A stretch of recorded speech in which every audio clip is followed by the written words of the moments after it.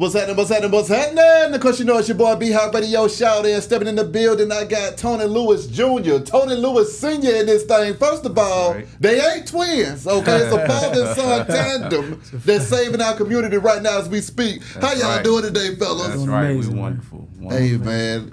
Can y'all just break down the story for those that don't know, man? Because, I mean, it started in the 80s. Well, before the 80s when Junior was born, but it started in the 80s with this crack epidemic going crazy. Yeah. What was that time like for y'all during that time? Well, for me, I go first. The 80s was it was the best years of my life. Okay. Up until now. Up until now. I'm know with what I'm you. saying? But yeah, man, so much love, man, so much community, a sense of community, man, you know what I'm saying? Yeah. Not like how things have gotten today, plenty of money, plenty of money to be had, you know what I'm saying? Not trying to glorify it, you know what I'm saying? But it was the only way we knew how, the only way we saw how. Everybody before us, that's all they did, our whole block, you know what I'm saying? It was hustling in some form, whether it was starting with robberies, the banks, then marijuana, then, cocaine, then crack cocaine. And, yeah, man, so, that's all we knew.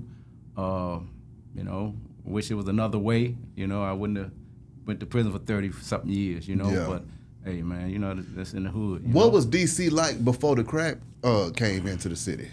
Oh, man, it was, Chocolate City. Yeah. Wonderful, man. Again, like I said, man, I miss the love and the sense of community. The block was always together, not just your block, but the block beside you, the next block. Exactly. The projects up here, everybody knew each other, and it was so much love, man, and care, in a lot of ways, which only we probably can know as hood people. Other people can look, other races can look, from other places and think, oh, how is that love? What is, But it's, that's what it was. It was beautiful. And I was born in 1980. Okay. Right. Yeah. So, the world he describing is the world I was birthed into. Okay. A city that was, obviously with Atlanta has some relation to that in terms of black leadership. Yeah. Right? A lot of black people. But in D.C., everybody was black. And we wasn't in the middle of Georgia, right? I mean, that context is a little different for here, right? Yeah. When we say Chocolate City, it wasn't just in the sense of having when I came into existence, 75% of D.C. was African American, right? Yeah. But you talking about the mayor, the teachers, the judges, the lawyers, the police, the everything, right, was black. Well, now that's the same thing here. Right. So you get that, right? You get that context. Exactly. So, but through the 80s and coming from our block, a Hanover place, which has, in terms of the underworld, like a lot of places in the city, as in around the country, the crack epidemic changed the dynamics, right, as it did in D.C., but our community was always involved in the underworld, right, going back to my grandparents, you know what I'm saying?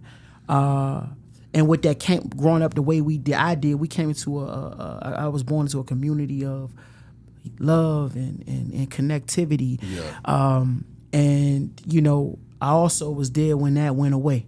Yeah. And a lot of where we are today has a great relation to what happened in our city in the 80s, but more so in the 90s, when the murder rate just went out of the window, when they took away guys like my dad and gave them these elongated sentences, right? And not only that, we also had a situation that happened in the late 90s where our local prison system, we had a prison that was ran by our DC Corrections that was in Virginia, though. Yeah. A 20-minute drive away. It was called Lorton. Okay.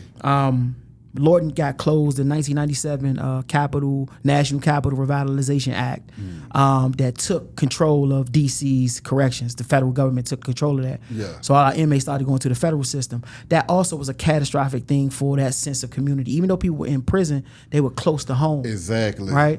Now, for us, my father went to prison in 89 and they got life without parole. My dad was shipped all the way to Lompoc, California for the next 13 years. So me personally, I had already experienced what a lot of other young brothers and sisters in my city would start to experience, meaning not only having an incarcerated parent, but having a parent being anywhere in the United States where they had bed space. Exactly. And that had a catastrophic impact on familial bonds, our ability they sort of utilize folks' influence to bring peace to the streets. Yeah. You know what I mean? To squash certain things. Those people now weren't 20 minutes away. Facts. You understand what I'm saying? I think in the mindset of a lot of dudes too, that come up in my era, you knew if you did something, and there was a lot of things being done, but you knew 9 out of 10, if you ain't have a federal charge, you was going down Lorton. Yeah. And you had to see them people. You had to see their fathers and their uncles and their big brothers.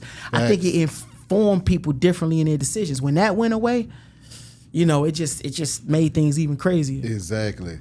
Senior, for you, what was it that caused you to get caught up and get arrested by the end of it and have to get sentenced to all of that time?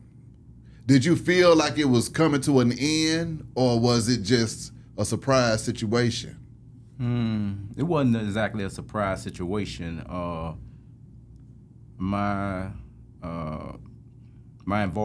involvement with Rayful Edmonds, that's what brought my thing to end. Because before that, I always made it purposely that I always tried to fly under the radar. Yeah. And he was one of them flamboyant, I knew that from the beginning. Yeah. And our relationship, we went to high school together. But we really didn't have a relationship then. And I was a little older than him, graduated, came out, and we formed, some type of relationship, Yeah. But I knew then that he was that was him. Our profile, he wanted everybody to know what he doing, and so I said to myself, I can still have a relationship, but I can keep myself kind of distant. Yeah. But that obviously it didn't work, because it was just too, and that's what brought everything for me. When all the money was coming in, though, Senior, what was going through your mind at that time when the money was coming in hand over fist? But see, that's what people, that's the part of the story people don't really realize. If we talking about the relationship as far as me and Rayful Edmonds. Yeah. Already was getting money hand over fist before I even knew him. No, that's what I'm talking about. I'm talking about your personal relationship with the money, not Rayful. No doubt. The money. Like I said, it was a beautiful thing. I mean, again, not to glorify, the drug game and crime, you know what I'm saying? But again, that was my job. That's all I knew. Yeah. And see, the thing is, you're talking about both sides of the story. So, I mean, it ain't nothing wrong with explaining exactly what the good or the bad. You see what I'm saying? Doubt. It just is what it is, because they going to get their vegetables with their dessert today. You see what I'm saying? So, we don't care. And I just, again, I paid 34 years of my life for this shit. So did you feel like them 34 years was worth those years free? Fuck no. Okay. 34 years. I mean, no amount of money in the world that I could have made was worth what those 34 years, what I went through, but mainly what my son went through in the family, because that's all I'm thinking about when I got arrested. What the fuck my son gonna do, man? How is this gonna affect him and, my close loved ones? As a man, I gotta accept what happened to me. I got to handle this shit, whatever comes, I'm gonna handle it. And that's what, 34 years, that's what I had to do, but my main worry was about my son and my close relatives, man.